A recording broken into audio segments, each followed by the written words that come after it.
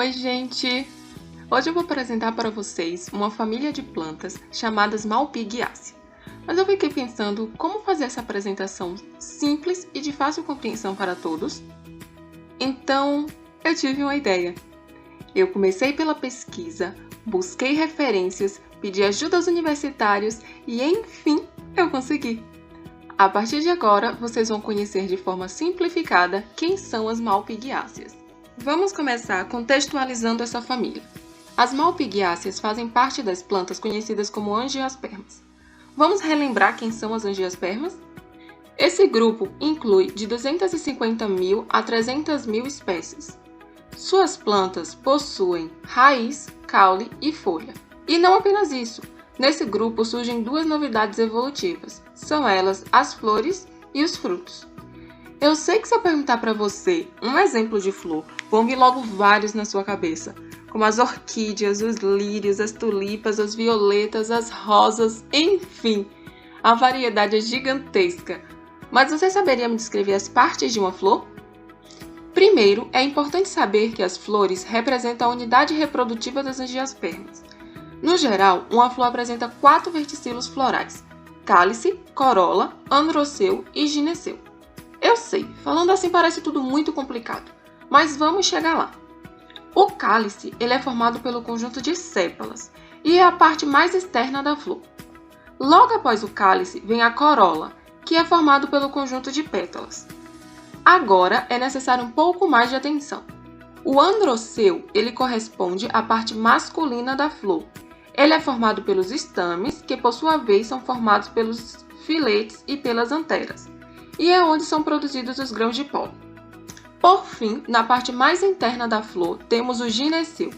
Ele corresponde à parte feminina da flor e é formado por um ou mais carpélos, que por sua vez são formados pelo estigma, estilete e ovário.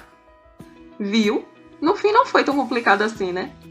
Agora que já lembramos as estruturas da flor, vamos conhecer o fruto. O fruto corresponde ao ovário amadurecido da flor.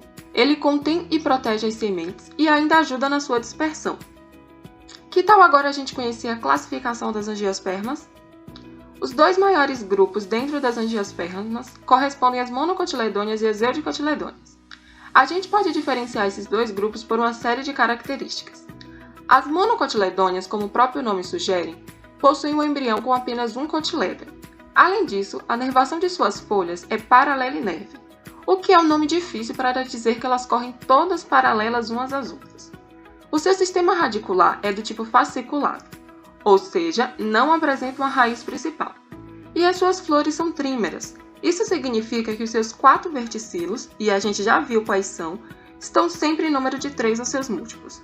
Podemos citar como exemplo de monocotiledônea as orquídeas, que fazem parte da família Orquidácea, os lírios, da família Liliácea, e até o milho, que é da família Poácea. Agora vamos comparar com as eudicotiledôneas. Nesse caso, o embrião dessas plantas apresentam 2 cotilédones.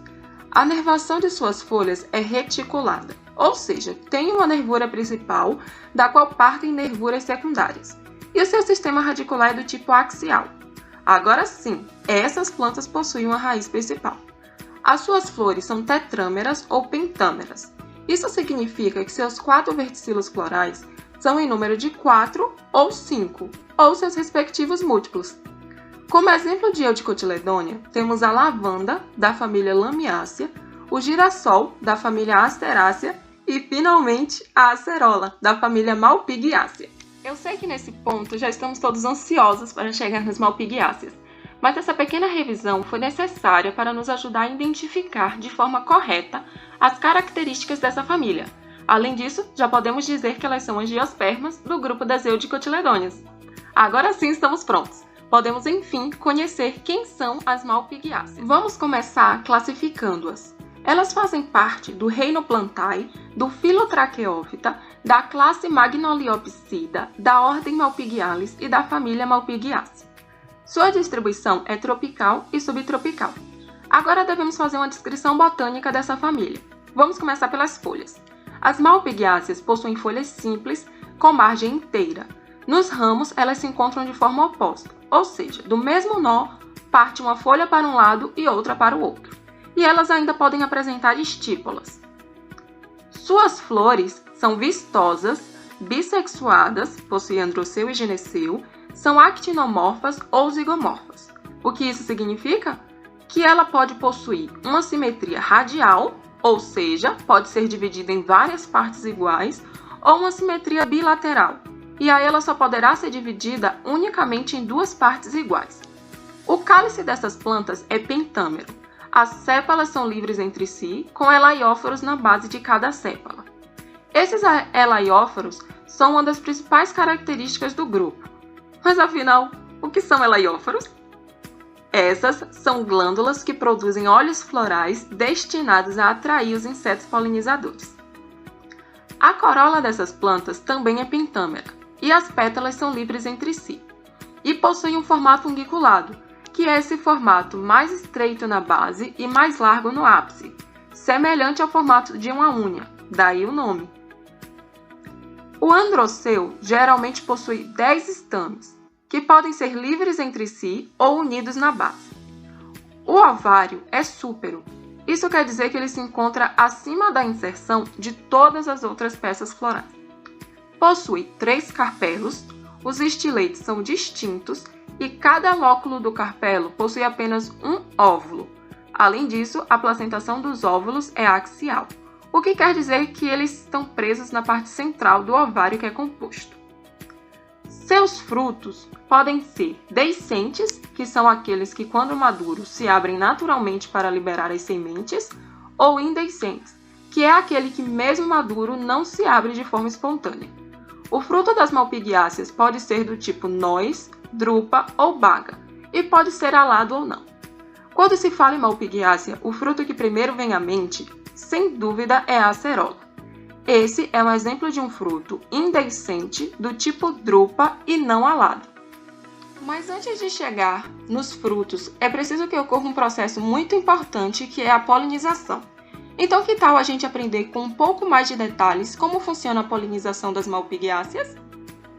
Primeiro, vamos lembrar o que é polinização.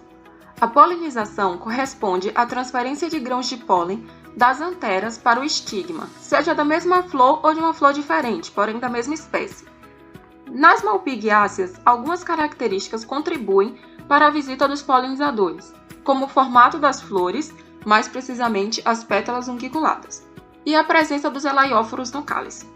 Para entender o porquê disso, é preciso saber que essas plantas são polinizadas principalmente por abelhas especializadas na coleta dos óleos florais. Esses óleos florais produzidos pelos elaióforos são consumidos principalmente pelas abelhas do gênero Centris e são usados na alimentação das larvas. Por isso, apenas as fêmeas visitam essas flores e coletam ativamente os óleos.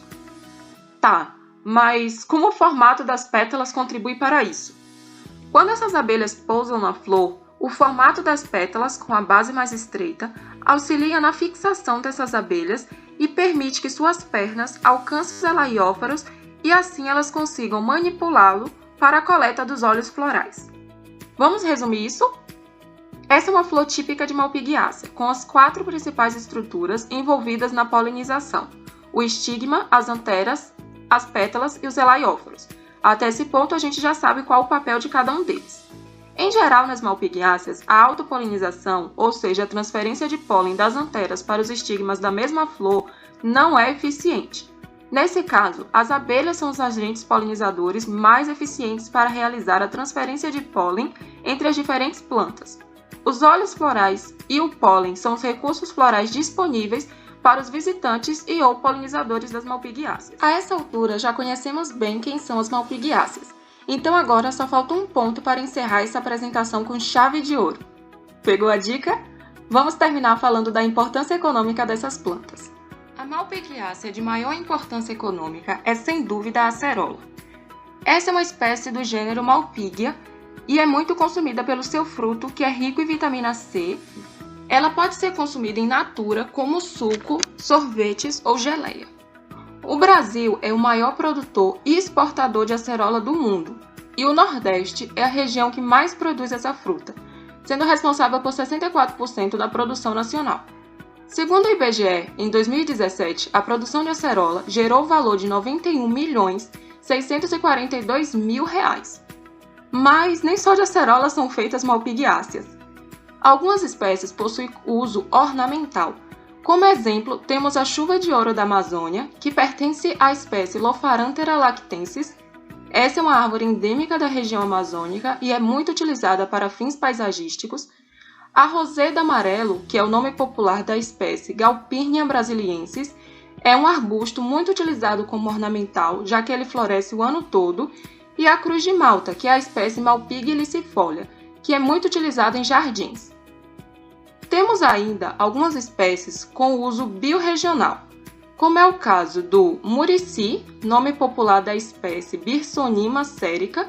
Seus frutos são muito utilizados para fazer sucos e sorvetes, além de ser utilizado em conservas dentro de cachaças, e a espécie Banisteriopsis capi, que é utilizada na ayahuasca, que é um chá com potencial alucinógeno.